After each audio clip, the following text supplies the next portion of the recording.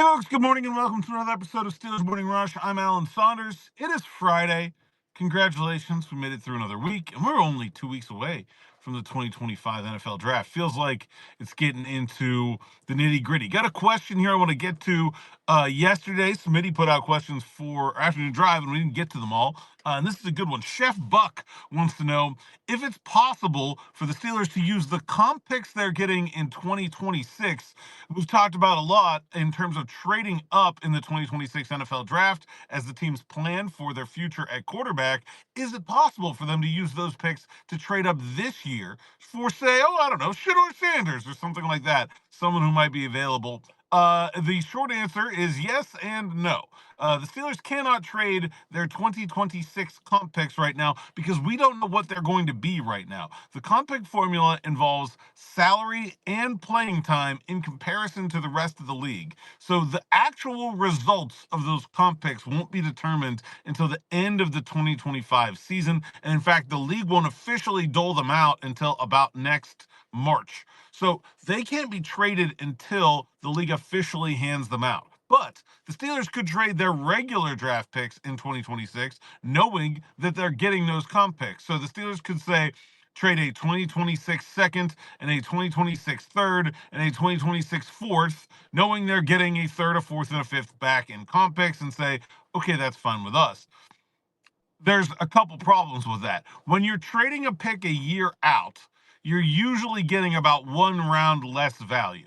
So right now, if the Steelers pick up the phone holding pick number 122 in the fourth round and they say, does anybody want this for a next year's pick? They would be expecting to get a third round pick back, right? For a 1 year the next year's draft pick. So you need to trade more in terms of draft capital to trade up in 2025 to get to the same spot from 21 up this year as you would next year. That's a problem. The second problem is the lack of targets, right? You're basically only looking at Shedeur Sanders if you're trading up this year, which means you have to trade up to a very specific spot. Whereas next year, there could be a half a dozen quarterbacks the Steelers could be looking to trade up to get. And I think that makes the idea of trade, like we had a question, I want to say it was last week on the afternoon drive about why do you guys assume it's so easy to trade up? Well, it's easy to trade up if all you have to do is just get into a range. It's not easy to trade up if you're specifically trying to target one falling player. You can call the New Orleans Saints all you want, but if they don't want to trade with you, then you have to let them pick him. Like there's nothing you can do. And then you have to try to go to the next team ahead of them and say, okay, well, what do we have to pay to get to number 8? But now the price is going up. And the number 8 team doesn't want to trade because they're looking at whatever, and then the number 7, when it's much, much, much more difficult to target one falling player in a trade up than it is to just try to get up into a pack of players that you know are good. And in fact, you can do that way earlier. You can just, like, the Steelers could trade up for their quarterback in January because they'll know about where they need to get to, and then they'll just deal with whatever. A Shedeur Sanders trade would have to happen during the draft. You have a minute and a half between picks. It's very difficult at that point. It's very difficult. I'm not saying it's impossible.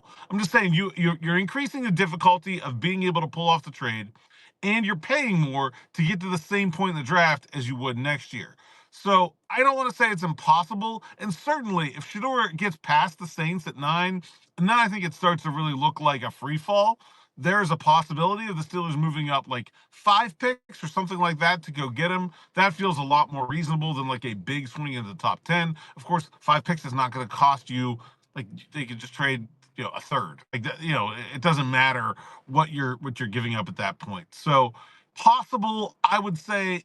Unlikely that they're going to make a big jump in this year's draft to go get Shedeur Sanders where he's being valued. They could move up a little bit to make sure they get him if he falls down the board, and that's probably, in my opinion, the reason for their interest in him. All right, another short one. I'm on the road today. That's all I got for you today. DB and Smitty on the afternoon drive. Make sure you pester them with lots of questions for this afternoon. I'll be back with you on Monday, unless, Aaron Rodgers decides to sign, in which case I'll be back whenever. We'll figure that out. Thanks so much for subscribing to the YouTube channel. We've been continuing to see those grow throughout the off season, which has been awesome. And of course, go over to SteelersNow.com, check out the written words, and sign up for SN Plus, which really helps us out. And as always, thanks for listening. Thanks for watching. Until next time, enjoy.